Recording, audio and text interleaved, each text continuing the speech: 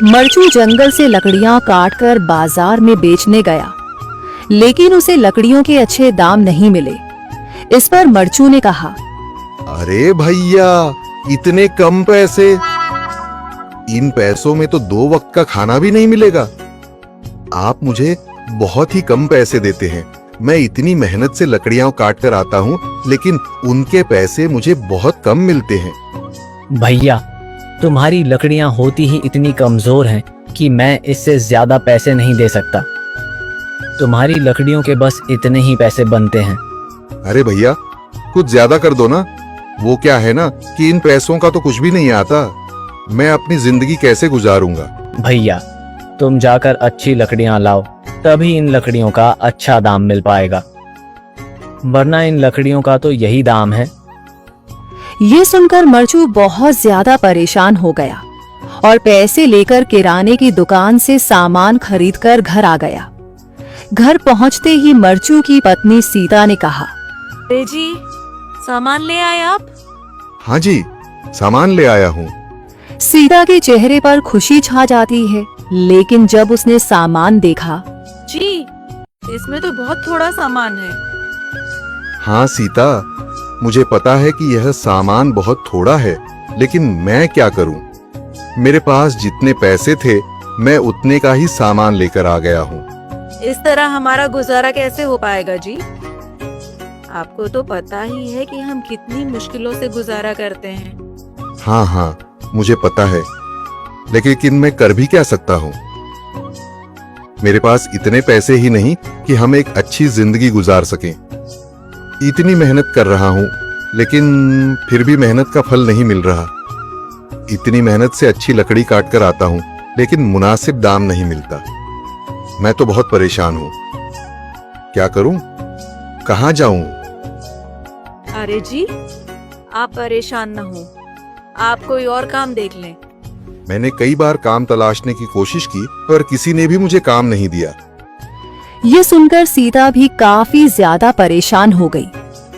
मरचू से सीता की परेशानी नहीं देखी गई।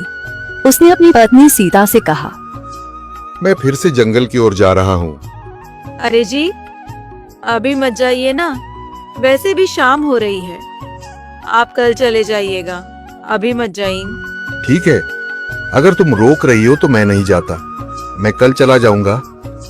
इसके बाद मरचू गांव में घूमने के लिए चला गया। तभी उसे एक आदमी मिला और उसने कहा, कहाँ जा रहे हो भैया? और सुनाओ, क्या हाल चाल है? जिंदगी कैसे गुजर रही है? अरे भैया, तुम्हें तो पता है कि लकड़ियां काटकर कैसे गुजारा होता है। हाँ भैया, तुम सही कह रहे हो। और आसपास के जंगलों में अच्छी लकड़ियां भी नहीं है। इसके लिए तो जंगल के अंदर जाना पड़ेगा। पर जंगल के अंदर तो काफी सारे जंगली जानवर होंगे। मुझे बहुत डर लगता है भैया। मैं जंगल में कैसे जाऊंगा?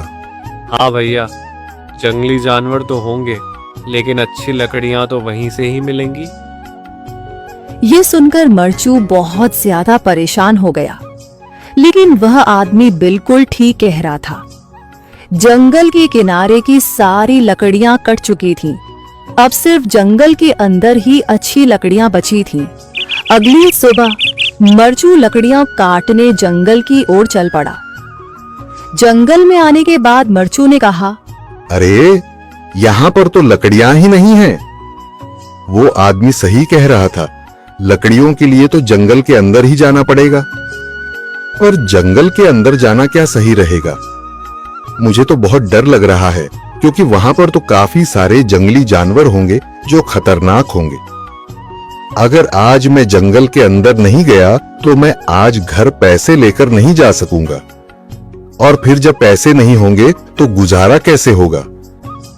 मरचू जंगल के बाहर खड़ा सोचता ही रहा और फिर उसने सोचा, अरे, यहाँ पर भी कोई मजबूत पेड़ दिखाई नहीं दे रहा जिससे मैं लकड़ियां काटकर घर ले जा सकूं। लगता है और अंदर जाना पड़ेगा। यही सोचकर मरचू जंगल के अंदर चला गया। अंदर जाने के बाद उसने इधर उधर पेड़ देखे, पर उसे कोई भी अच्छा पेड़ दिखाई नहीं दिया। यह सोचकर मरचू जंगल के और अंदर चला आया।